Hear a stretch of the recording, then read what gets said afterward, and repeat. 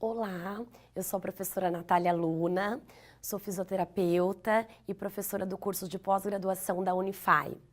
Tenho doutorado na parte de Ciências da Saúde e hoje eu vou falar um pouquinho para você sobre a doença da fibromialgia. A fibromialgia, ela tem crescido muito nos últimos tempos e tem sido uma patologia explorada por muitos pesquisadores. O que é fibromialgia? Fibromialgia, ela se refere a uma condição dolorosa crônica, tá? Em que o paciente apresenta dores por todo o corpo. Quando nós avaliamos um paciente com fibromialgia, nós temos algumas características. A primeira é um histórico de dor com muito mais de 3 meses.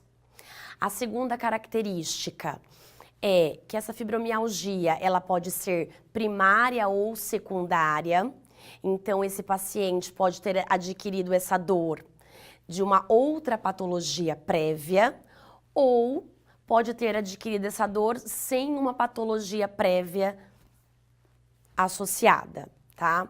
E a terceira característica são os pontos de dor localizados no corpo.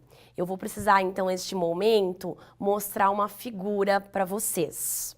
Esta é uma figura em que nós estamos observando 18 pontos sensíveis e no fibromiálgico, desses 18 pontos, 11 pontos precisam necessariamente estarem com dor.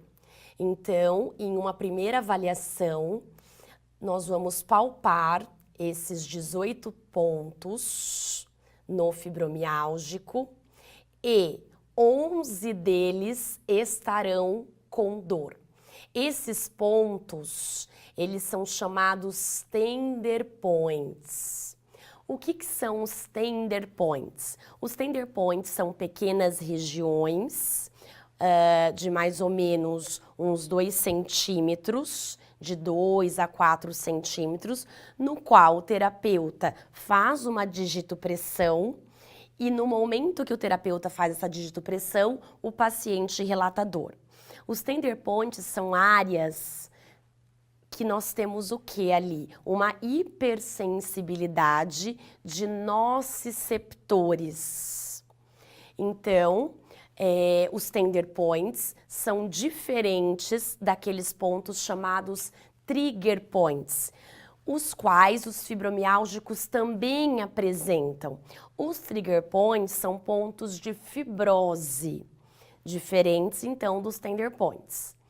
Então, em resumo, para que a fibromialgia seja diagnosticada, nós temos 3 pilares.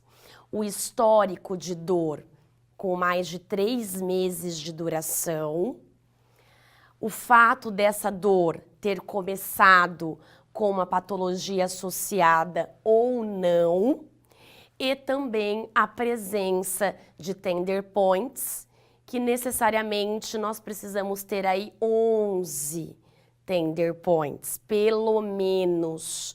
Alguns autores falam de 9 tender points também. Toda essa característica da lesão de fibromialgia, para ela ser consagrada na literatura científica, foram feitos muitos estudos. Tá? E antigamente a fibromialgia era chamada de fibrosite. Os especialistas achavam que era apenas uma inflamação crônica na fáscia muscular, que é aquele tecido conjuntivo que fica acima do músculo. Então, hoje se sabe que nós temos os 3 pilares e também uma restrição miofacial, além de todos esses pilares. Essa restrição miofacial, ela precisa necessariamente ser tratada, porque os pacientes também referem dor em função dessa restrição. Além desses sintomas colocados agora, nós temos outros. Quais são? Fadiga muscular periférica e fadiga muscular central. A fadiga muscular periférica é aquela fadiga que acontece após a atividade física. Em fibromialgicos, essa fadiga ela é muito maior do que a fadiga que acontece em alguém que não tem fibromialgia, tá?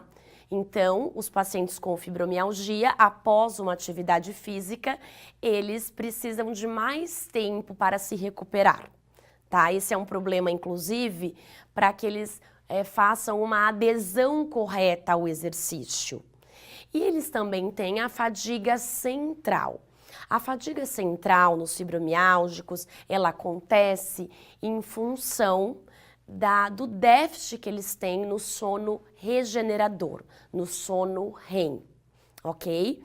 Então, nós percebemos que ocorrem muitos sintomas na fibromialgia e que, baseados neles, nós vamos montar o programa de atividade física.